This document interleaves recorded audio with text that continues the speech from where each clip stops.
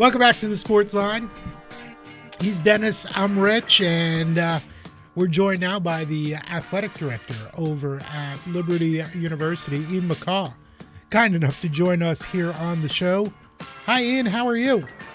Doing well, Rich. Thanks for having me on tonight. Oh, we appreciate you taking some time. I know your life the last few weeks has got to have been as crazy as anybody's.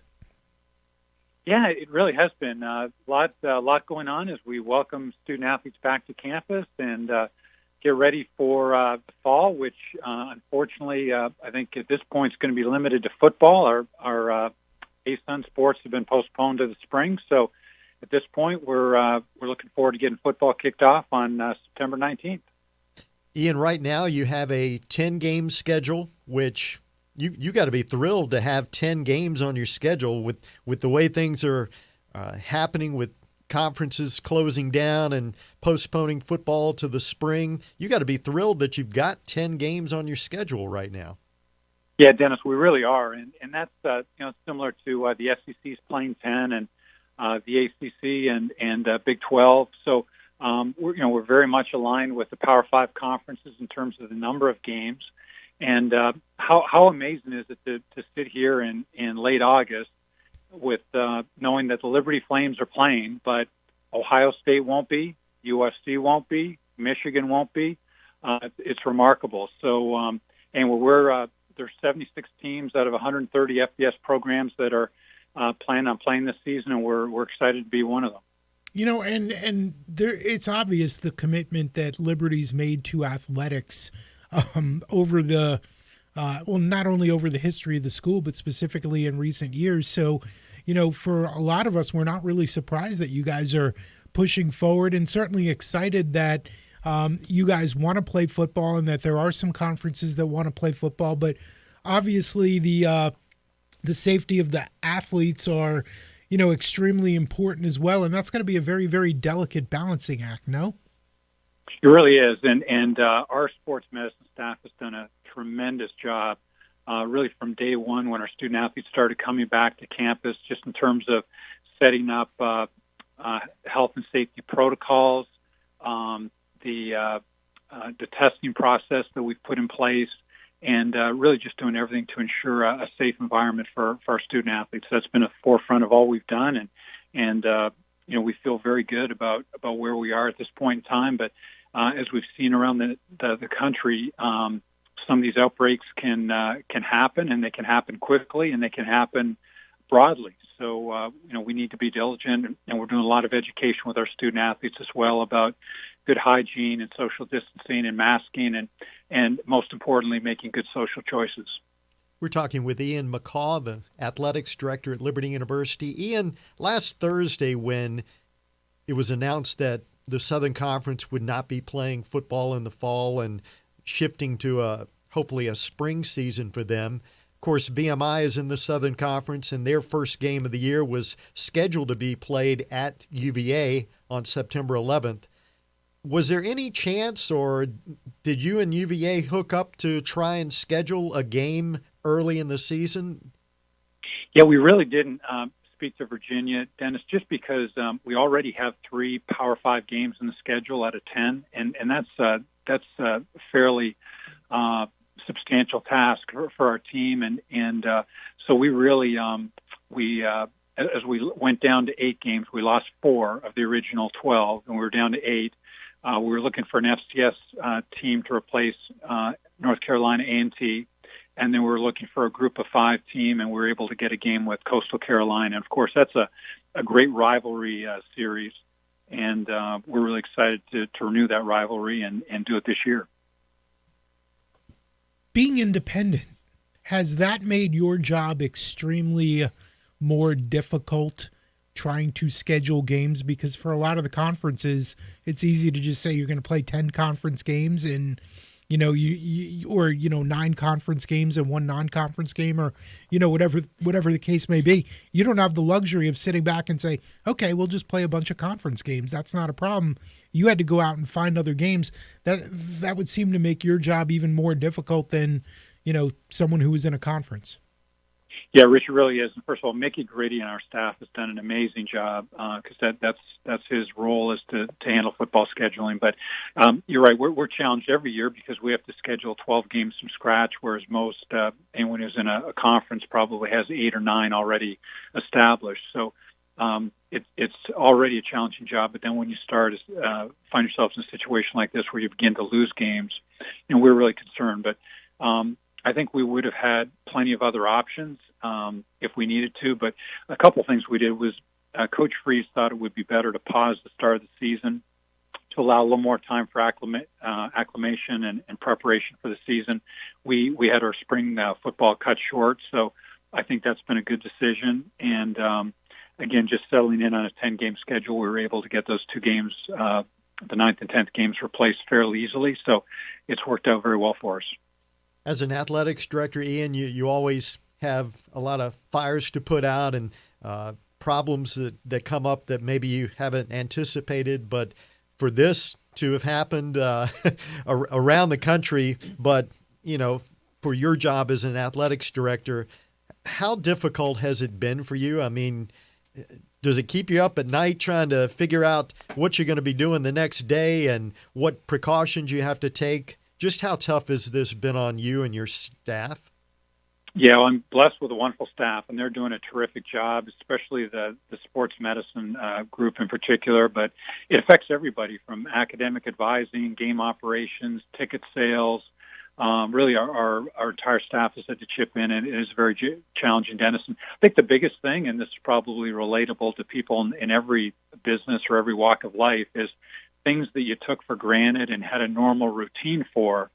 There's nothing normal at this point. So you really need to revisit everything you do, how you do it, why you do it, and what needs to be adjusted. And so there's a lot of decision-making involved. And again, we've been very fortunate. We have a great group of people that are working as a team to best serve our student-athletes and programs. Ian McCaw, our guest on the Sportsline Liberty Athletics Director. And back to my question about not being in a conference, it seems like if you're in a conference and the conference cancels the season, your decision's kind of made for you. Being an independent, walk us through the process of, what actually might go through the decision-making process when or if you guys decide to cancel. I mean, what are you waiting to hear? What's the conversation that might happen that would force you guys to do it? Because you're on your own, right? I mean, you guys make this decision yourselves at Liberty, whereas other schools, it's up to the conference more or less. Yeah, Rich, that's a great point. And even within the independent group, we've seen Notre Dame kind of align with the ACC for their schedule. Army and BYU have, similar to us, they've kind of rebuilt their schedules and they're continuing to play. But then 3 of the independents, UMass, Connecticut, and New Mexico State, decided they would not play. So even within our group, there have been different approaches. But that is one of the benefits of being an independent is we have the ability to make an institutional decision on that. And our decision right now is we're moving ahead. Obviously, it is uncertain times, and there could be something that comes up down the road that would cause us to change our position. But right now, we're eager to play and looking forward to the season. You mentioned, Ian, you're very excited about the Coastal Carolina game, the final game of the season. To be able to get them back on the schedule, you played so many exciting games with them when you were a member of the Big South. Just talk about what it means to be able to play them again. And I know you've got some games lined up with them in a few years, but to be able to play them this year, what's that mean to the school and Liberty fans to be able to play the Chanticleers? Yeah, thanks, Dennis. We'd prioritized them as one of the teams we wanted to get a series with early on as we made the transition to FBS, and they didn't have dates available, so it took a while to establish the series. We have announced the home and home in 2023 and 2024, but again, that's such a name rivalry for Liberty fans that when the opportunity presented itself to get them on the 2020 schedule, we jumped at it, and we're also looking to have some additional games further down the road. So it'll be an exciting way to cap off the 2020 season and hopefully the 2020 regular season, and hopefully we have a bowl game to follow.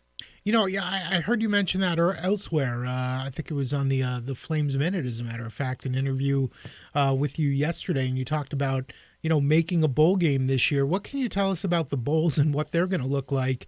Considering the environment that we're kind of dealing with and the fact that there are so many teams that aren't playing. Yeah, it's really interesting because there are 42 bowl games, which allows for 84 bowl opportunities. And as we sit here right now, there are only 76 teams playing. So unless some of these bowl games go dark, really everybody who plays in the fall may have an opportunity to get into a bowl game, regardless of record. Now, typically, bowl eligibility requires a team to be 500. So if you play 12 games, you need to win 6.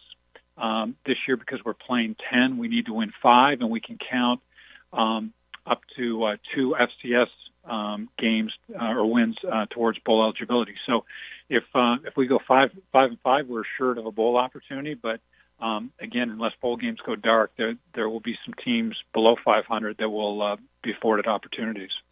The football season's only about a month away. When will you know, Ian, how many fans will be able to attend the games? What kind of capacity are we talking about? That is an excellent question, and we have to get some direction from the governor and the Commonwealth on that point. We do know that there's going to be a capacity restriction, and it'll depend on between now and then what happens in terms of the virus and other factors. So we don't exactly know that information at this point, but as soon as I think in the next little while we'll be getting information out, as will Virginia and Virginia Tech. I think I heard thousands of people groaning when you mentioned that it was in the hands of the governor. I don't think that excites many people around here, that's for sure. Are you thinking it's going to be a percentage or a flat number, or you just have no idea at this point, right? Well, if we were to play today, the order is that it's 50% of capacity or 1,000 guests, whichever is less. So, but obviously, again, we're as we mentioned, we're a month away, and certainly things could change between now and then.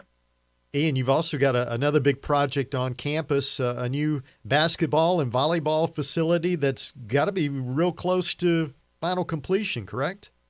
It is. The Liberty Arena project's come along really well, and we're looking forward. We're actually going to be playing volleyball in there beginning in October, but unfortunately that season's been postponed until the spring. So we expect that as of right now, the first games there will be basketball games during the second week of November.